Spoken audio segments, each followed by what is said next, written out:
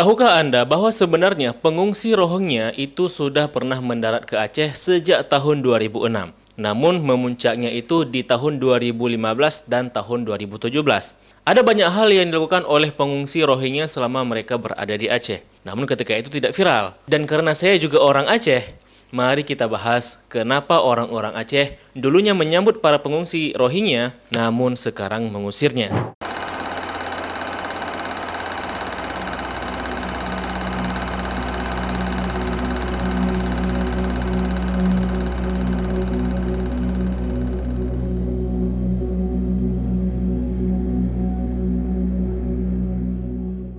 Mungkin karena saya orang Aceh ya, jadi banyak teman-teman yang meminta saya untuk menjelaskan mengenai fenomena pengungsi Rohingya langsung dari perspektif orang Acehnya sendiri gitu ya.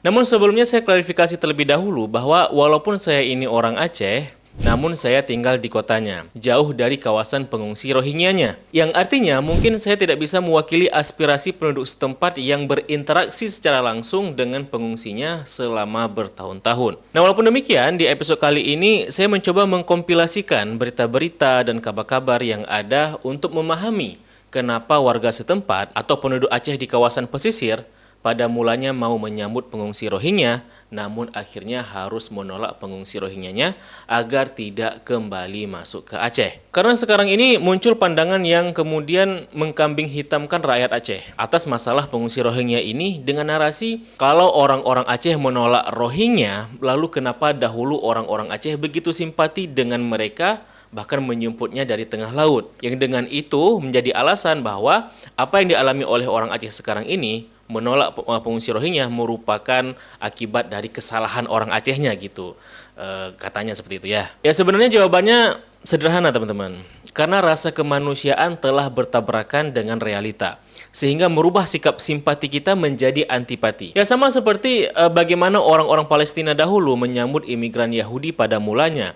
Walaupun pada akhirnya mereka menyesalinya kan gitu. Itu bukan berarti suatu kesalahan, karena kita tidak bisa memprediksi masa depan, dan karena itu bukan berarti bisa serta-merta menyalahkan masa lalu yang kalau ditinjau pada masanya, tindakan kita itu tidaklah salah. Karena rasa simpati atas nilai kemanusiaan adalah sikap luhur yang semestinya ada pada tiap manusia. Akan tetapi teman-teman, sebelum kita bahas topik itu, kita harus pahami dahulu siapa orang-orang Rohingya ini, dari mana asal mereka, dan kenapa mereka memilih kabur dari tempat tinggalnya. Dan itu sudah kita bahas di episode sebelumnya. Jadi untuk memahami episode kali ini, teman-teman harus nonton dahulu episode sebelumnya supaya lebih nyambung. Dimana link episode sebelumnya nanti akan saya sematkan di deskripsi video, mudah kalau komentar semat di bawah video ini atau di atas ini gitu ya. Tapi teman-teman, kalau teman-teman mau menonton episode sebelumnya, pastikan nontonnya secara pikiran terbuka dan jujur. Jadi hanya karena saya menceritakan sejarah Rohingya secara objektif, serta di sana saya tidak menyisipkan narasi-narasi kebencian kepada mereka, malah ada saja yang menuduh saya bahwa saya dikatakan mendukung datangnya pengungsi ke Indonesia, yang kemudian dituangkan dalam komentar dengan narasi seperti, ya kalau gitu Anda tampunglah pengungsinya di rumah Anda, atau dengan narasi lain seperti, berapa Anda dibayar oleh UNHCR, dan komentar-komentar yang serupa yang sebenarnya tidak nyambung gitu ya. Jadi saran saya, pastikan kalau teman-teman mau nonton, nontonlah dengan pikiran terbuka gitu ya. Namun untuk memuaskan ego rasa ketidaksukaan kita kepada orang-orang Rohingya ini, oleh karenanya mari kita luapkan di episode kali ini. Akan tetapi sebelum kita bahas lebih lanjut, saya ucapkan terima kasih dahulu buat penonton kami yang sudah mendukung channel ini secara moral dan materi via website kitabisa.com. Saya ucapkan terima kasih atas antusiasnya dan apresiasinya. Semoga dukungan teman-teman diganti dengan yang lebih baik lagi, serta semoga dengan dukungan tersebut dapat mempercepat perkembangan channel ini. Buat yang mau ikut berpartisipasi, teman-teman dapat mengklik link kampanye kami di website kitabisa.com di kolom deskripsi video, kemudian kalau komentar semat di bawah video ini. Oke, sedikit saya jelaskan ya tentang episode sebelumnya. Jadi teman-teman, gelombang pengungsi yang datang dari orang-orang Rohingya ini itu akibat dari konflik etnis dan agama yang ada di Myanmar. Dan konflik itu bukan baru-baru ini saja terjadi teman-teman, tetapi sudah ada sejak tahun 1970-an. Namun gelombang pengungsi besar-besarnya itu terjadi pada tahun 2015 dan 2017 kemarin. Itu karena teman-teman di tahun 2013 konfliknya itu memanas setelah ada kelompok nasionalis Buddhis Myanmar yang kemudian mereka itu membuat yang namanya Gerakan 969, di mana puncaknya itu di tahun 2017 yang kemudian malah menjadi genosida besar-besaran di sana. Namun kalau kita lihat di berita teman-teman, rombongan pengungsi Rohingya ini itu setidaknya sudah pernah tiba ke Aceh itu sejak tahun 2006. Ya, namun mungkin karena kita itu baru habis bencana tsunami, jadi kita tidak terlalu heboh dengan kedatangan mereka ketika itu ya. Nah, kedatangan mereka itu mulai benar-benar heboh di Indonesia itu pada tahun 2015. Di mana pengungsi yang datang itu umumnya korban konflik etnis dan junta militer Myanmar yang terjadi pada tahun 2013. Dan juga mungkin orang-orang pengungsi Rohingya dari kamp pengungsian Bangladesh. Gelombang imigran yang berlabuh di Aceh tidak murni dari Myanmar. Beberapa di antaranya berasal dari Bangladesh yang juga mengaku ditekan golongan mayoritas di negaranya. Mereka semua langsung berkumpul di Masjid Puntung Lok Sumawe dan diberi makanan selama ada di lokasi.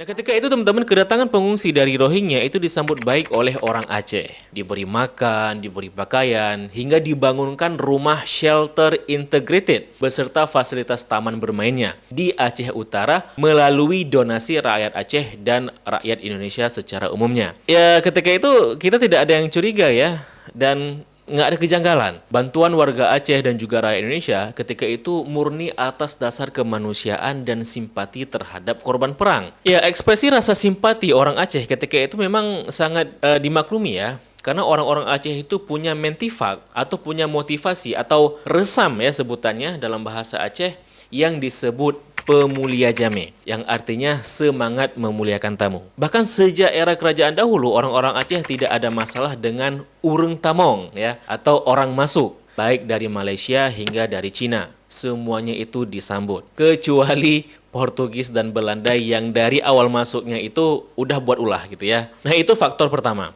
Nah, faktor lainnya itu adalah karena warga Aceh pernah merasakan jadi korban konflik dan juga pernah menjadi korban perang di masa DOM atau daerah operasi militer. Yang juga dahulu banyak warga Aceh yang mengungsi ke Malaysia untuk mendapatkan suaka politik. Jadi secara tidak langsung orang Aceh itu dapat merasakan bagaimana kesusahan dan penderitaan dan menderitanya ya menjadi korban konflik. Nah, kemudian faktor ketiga itu adalah karena kami pernah merasakan kesulitan ketika bencana tsunami. Sehingga rasa iba itu besar disebabkan kami juga pernah merasakan bagaimana rasanya ditolong. Lalu akan merasa menjadi guilty, merasa menjadi bersalah, merasa menjadi nggak layak seperti itu apabila kita tidak bisa membantu rakyat lain yang kesusahan di depan mata kita sendiri. Jadi sangat disayangkan jika ada yang menyalahkan rakyat Aceh karena dahulu menyambut pengungsinya. Karena saya percaya setiap bangsa, etnis, dan suku itu punya mentifaknya masing-masing. Punya pola pikir, punya pandangan, atau punya wataknya masing-masing yang berakar dari tradisi, kultur, dan adat masing-masing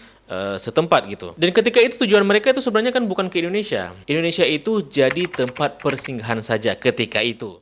Pengungsi Rohingya ini minta tolong supaya pengungsi Rohingya ini tujuan negara ketiga untuk mencari suap kaya seperti negara Australia, Amerika, New Zealand, Kanada, Denmark, ada Jepang, negara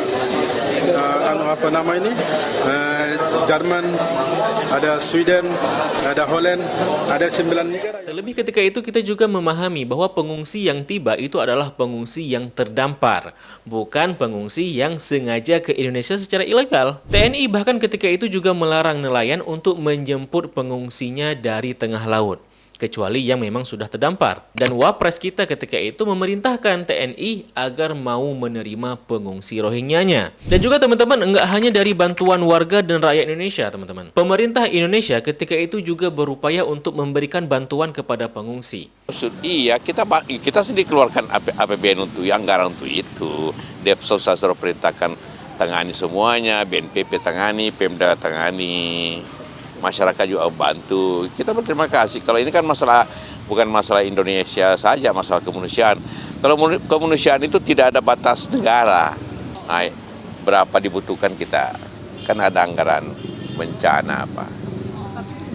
Akan tetapi kan ketika itu netizen di Indonesia kan nggak ada yang protes, nggak ada yang komentar kepada pemerintah dengan mengatakan pengungsi dibantu, rakyat sendiri banyak kelaparan, dan jenis-jenis komentar yang demikian. Ya ketika itu nggak ada yang keberatan pemerintahan kita membantu pengungsinya. Dan pada tahun 2015, Malaysia dan Indonesia secara resmi setuju menampung pengungsi Rohingya-nya dan tidak akan ditolak. Nah, karena mungkin sudah nyaman tinggal di Aceh dengan keramahan masyarakat lokal dan fasilitas yang diberikan, maka tidak disangkali pasti ada saja yang ingin menetap di Aceh selamanya, serta tidak ingin kembali pulang ke negerinya, walaupun itu hanya sebatas ngimpi gitu ya. Tapi faktanya sebaliknya teman-teman. Ketika itu tujuan mereka itu sebenarnya bukan ke Aceh atau bukan ke Indonesia, melainkan ke Malaysia. Oleh karenanya, walaupun sudah diberi fasilitas, sebagian dari mereka malah memilih kabur dari pengungsian untuk menuju ke Malaysia. Mereka, lebih dari 400 orang dari kelompok minoritas Rohingya dari Myanmar, lalu dibuatkan penampungan di atas lahan 5 hektar. Namun, kompleks penampungan itu kini hanya dihuni kurang dari 100 orang. Sebagian besar sudah melarikan diri ke Malaysia sebagai salah satu tujuan utama mereka. Nah, pengungsi-pengungsi yang kabur inilah yang dikhawatirkan oleh warga setempat karena ketika mereka sudah keluar dari kamp pengungsian, maka bisa jadi ada kesempatan untuk buat tindak kriminal seperti mencuri, merampok, memperkosa, dan sebagainya tanpa ada yang mengontrol. Contohnya teman-teman di tahun 2015, mereka itu sempat memfitnah warga lokal dengan menuduh warga setempat memperkosa wanita Rohingya yang ketika itu mereka sedang melarikan diri dari pengungsian. Jadi ceritanya teman-teman, setidaknya ada 4 perempuan, 2 pria, dan 3 anak pengungsi Rohingya yang mereka ini hendak kabur dari kamp, yang mana katanya mau ke Malaysia. Namun di tengah jalan, mereka itu dicegat dan digeledah oleh warga sekitar, karena ada yang khawatir apabila mereka ini membawa senjata atau benda tajam kan gitu. Warga kemudian menghubungi penanggung jawab pengungsi agar mereka ini dijemput. Nah, entah ingin cari aman atau apa, akhirnya mereka memfitnah warga lokal yang katanya warga lokal itu telah melecehkan wanita Rohingya tersebut. Akhirnya petugas mendatangi mereka dan menjemput kedua wanitanya untuk divisum. Namun anehnya, pengungsi Rohingya malah marah dan merusak fasilitas kamp pengungsian. Walaupun hasil visum itu menyatakan bahwa tidak ada bukti tindak pemerkosaan. Peristiwa bermula saat seorang warga Rohingya yang diduga merupakan korban pelecehan seksual hendak dibawa menuju rumah sakit.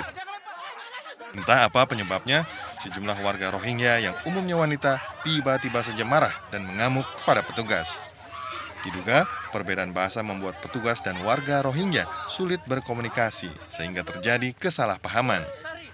Nah, melihat kelakuan mereka seperti itu, ya ketika itu mulai muncul benih-benih rasa antipati terhadap mereka. Namun belum terluapkan gitu ya. Apalagi di tahun 2017 itu benar-benar terjadi genosida besar-besaran di Myanmar. Ya, sebagaimana yang sudah kita ceritakan di episode sebelumnya, yang membuat kita semakin empati dan makin banyak pula pengungsi Rohingya yang masuk atau terdampar ke Aceh. Ketika itu bahkan kita sempat buat aksi bela Rohingya yang mengutuk tindakan genosida di Myanmar. Gini teman-teman, kita buat aksi-aksi ini itu bukan berarti kita setuju untuk menerima lebih banyak pengungsi Rohingya agar ditampung di Indonesia ya, bukan seperti itu. Melainkan agar mendesak pemerintahan Myanmar untuk menghentikan genosidanya, dan dengan begitu maka tidak ada lagi pengungsi-pengungsi yang berdatangan ke Indonesia kan gitu. Nah teman-teman, di tahun 2017 pula pemerintah Indonesia juga berupaya untuk membangun rumah sakit terbesar di Rakhine, Myanmar. Tapi sekali lagi, apakah ketika itu kita ada yang protes ke pemerintahnya dengan mengatakan, loh itu di Indonesia masih banyak yang butuh rumah sakit. Buat apa pemerintah buat rumah sakit di negeri orang? Apalagi pakai uang pajak kami. Yang seperti itu. Ya kan ketika itu nggak ada yang keberatan kan gitu. Dan awal Oktober ini insya Allah kita juga akan membangun rumah sakit lagi. Rumah sakit terbesar di Provinsi Rakhine State di sana karena memang itu sebetulnya yang dibutuhkan. Bukan kecaman-kecaman atau pernyataan-pernyataan yang keras, tetapi tidak menyelesaikan masalah. Dan saya kira Nah, keluhan dan penolakan warga Aceh terhadap pengungsi Rohingya itu bukan baru-baru sekarang ini saja terjadi. Penolakan yang besar-besaran gitu ya. Itu sudah ada sejak setahun yang lalu, sejak tahun 2022. Alasan bahwa kita menolak mereka itu adalah karena selain kita punya mentifak atau resam, yakni memuliakan tamu, adat kita juga menghendaki sikap pengertian untuk menghormati tuan rumah. Seperti yang sudah saya jelaskan sebelumnya, saya memahami bahwa setiap bangsa, etnis, suku itu mewarisi mentifak, pola pikir, kultur, dan watak khusus masing-masing. Nah, orang-orang Rohingya ini itu dianggap punya watak etnis mereka yang tidak cocok dengan watak etnis kita, yang tidak cocok dengan kultur kita, yakni sikap tidak teratur, sikap tidak patuh, jorok, dan yang seperti itu gitulah ya. Sederhananya begini contohnya teman-teman. Kita orang Indonesia kan punya watak bawaan yang suka ngaret kalau janjian ya, walaupun nggak semuanya gitu ya, disclaimer. Nah, ketika kita ke Jepang atau negara-negara yang disiplin harus tepat waktu, maka kita kan akan merasakan kultur shock gitu ya, karena kita harus menyesuaikan dengan kultur yang mereka punya. Nah, begitu juga dengan orang-orang Rohingya ini. Ketika mereka datang ke sini, mereka membawa pula mentifak, kultur, atau watak mereka yang secara norma tidak cocok dengan budaya kita. Nah, saya rasa inilah punca masalahnya. Punca masalah mereka. Soal culture shock. Jadinya ya, kita jengkel ketika melihat mereka ini kotor, tidak mau diatur, tidak disiplin, BAB sembarangan, yang mungkin itu kultur yang mereka bawa dari sana. Ya nggak tahu ya, memang kawasan India dan Bangladesh itu, warganya itu suka buang hajat sembarangan. Yang mananya tentu nggak cocok sama kita. Walaupun mungkin dulu kita pernah seperti itu. Ada masanya dulu mungkin kita pernah seperti itu gitu ya. Kemudian juga campur laki-laki dengan wanita, di mana itu tidak sesuai dengan perda syariat Aceh, serta tidak tahu terima kasih dengan membuang makanan bantuan dari warga. Selain itu ada juga kabar jika ada oknum pengungsi yang melecehkan relawan wanita. Bahkan bulan Juli yang lalu itu ada berita jika terjadi pemerkosaan di kamp pengungsian. Ya, korbannya memang bukan warga lokal gitu ya, akan tetapi sesama mereka yang pengungsi. Karena kalau mereka berani melakukan itu kepada warga lokal, wah itu udah habis di hari itu gitu ya. Nah, selain itu ada juga perkara-perkara yang membuat warga lokal rugi, seperti mencuri hasil kebun warga. Dan warga juga sudah kewalahan dengan pengungsi yang kabur sewaktu-waktu.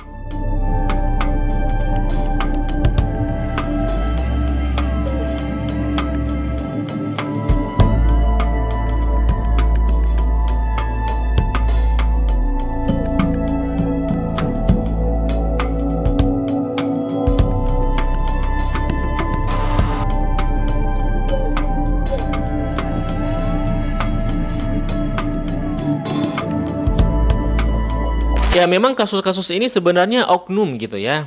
Sebenarnya kita nggak boleh mengeneralisir perilaku seorang oknum dengan menganggap bahwa semua dari mereka itu seperti itu ya. Namun teman-teman, karena satu dua yang berbuat, maka kita secara naluri itu menganggap bahwa bisa jadi yang lainnya juga dapat berpotensi seperti itu. Hal itu karena mereka itu kan orang asing yang tidak kita kenal. Itulah yang membuat kita menjadi curiga, yang terpaksa membuat kita menjadi waspada bahwa bisa-bisa saja oknum lain juga ikut berbuat yang seperti itu atau memiliki watak yang begitu kan gitu. Oke teman-teman, karena durasi ya, ini kalau dijabarkan sesuatu bisa panjang videonya. Intinya teman-teman, selain yang tadi, masalah sekarang itu adalah bahwa yang pertama, pengungsi yang datang sekarang-sekarang ini itu bukan korban konflik secara langsung, tetapi para pengungsi dari Cox's Bazar, Bangladesh yang mau cari penghidupan baru. Di mana untuk pergi mereka itu harus bayar dan ada agennya, di mana per orang itu bayar 7 sampai 14 juta. Jadi bisa dikatakan bukan terdampar lagi ya, tetapi memang direncanakan. Nah, yang kedua teman-teman, yang datang itu bukan hanya orang Rohingya saja, tetapi juga ikut serta orang-orang Bangla yang berpura-pura menjadi imigran. Ya, imigran gelap lah ya. Nah, yang ketiga teman-teman, mereka menjadikan Aceh itu sebagai tempat di mana mereka bisa diseludupkan secara ilegal ke Malaysia agar mereka bisa bekerja di sana. Kemudian yang keempat, adanya anggapan jika UNHCR ini punya mitra dari perusahaan atau PT atau CV dari orang lokal seperti itu. Nah, mitra dari UNHCR ini itu mendapatkan keuntungan dengan adanya pengungsi ini. Sebab semakin banyak pengungsi, maka mitra ini sebagai penyedia sembako bisa mendapatkan banyak keuntungan. Jadi UNHCR atau IOM itu kasih uang kepada mitra-mitranya buat menyediakan sembako seperti itu, dan mitra ini bisa mendapatkan keuntungan dari selisih diskon atau markup harga. Nah, bisa jadi orang-orang yang ngotot membiarkan pengungsinya agar mau ditampung lebih lama di sini adalah mereka-mereka ini mitra yang mendapatkan keuntungan dari situ. Nah, ini anggapan aja ya. Bisa iya, bisa tidak. Ya, boleh dikonfirmasi atau diklarifikasi seperti itu. Nah, yang kelima teman-teman, faktor lainnya adalah adanya kabar bahwa mereka meminta tanah di Malaysia. Dan isu ini yang sangat bikin kita khawatir. Nah, isu ini pula lah teman-teman yang membangkitkan rasa antipati kita kepada mereka. Namun saya ingin katakan begini teman-teman, walaupun kita tidak suka dengan mereka, itu bukan berarti kita boleh memprovokasi dan menggunakan konten-konten hoaks. Karena sebagai warga Aceh, saya juga tidak ingin ini terjerus menjadi konflik baru di Aceh gitu ya. Hal-hal inilah yang membuat pengungsi Rohingya tidak lagi mau diurus oleh warga setempat. Walaupun dulu mereka berbondong-bondong menyambut pengungsi itu. Ya walau bagaimanapun sikap warga setempat dan pemerintah Indonesia dahulu menerima pengungsi yang terdampar di Indonesia dan memberikan pertolongan, bantuan, dan segala macam, itu adalah tindakan yang sudah tepat. Dan itu yang seharusnya dilakukan ketika itu. Warga lokal setempat itu juga sudah sekian lama mengurusi dan merawat mereka, memberi makan, memberi pakaian, dan sebagainya. Sebagaimana yang dikatakan bahwa Aceh bukanlah tujuan, maka sudah waktunya pengungsi Rohingya itu bergerak meninggalkan Aceh menuju negara yang dituju. Atau gimana lah, mungkin dikembalikan atau bagaimana itu ya, itu regulasi pemerintah atau PBB ya, itu urusan mereka. Namun pertanyaannya, kan kalau sementara, lalu kenapa sampai sekarang pengungsinya itu tidak direlokasi, tidak dilanjutkan ke negara ketiganya, atau dikembalikan, atau bagaimana lah ya. Namun cenderung dibiarkan sampai beranak pinak dan sampai pengungsinya sendiri yang kabur. Pengungsi Rohingya sendiri itu tidak bisa terus-terusan menetap di Indonesia karena Indonesia sendiri tidak menandatangani kesepakatan mengurus pengungsi baik di Konvensi 1951 maupun Protokol 1967.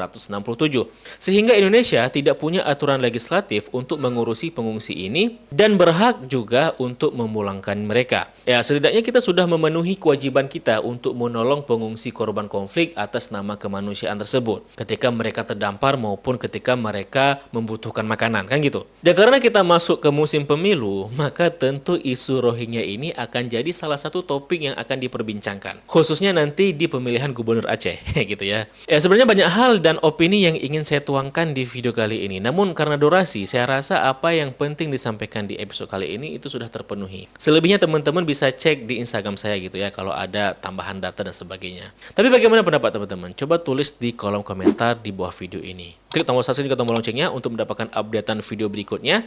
Serta kalau channel ini dukung secara material, teman-teman dapat mengklik link kami di website.com di kolom deskripsi video, di kolom komentar sama di bawah video ini. Terima kasih telah menyaksikan. Maaf jika kesalahan dan kesalahan. Sampai jumpa di episode berikutnya. Saya Lutfi Abdullah Mauludi. Bila hidayah.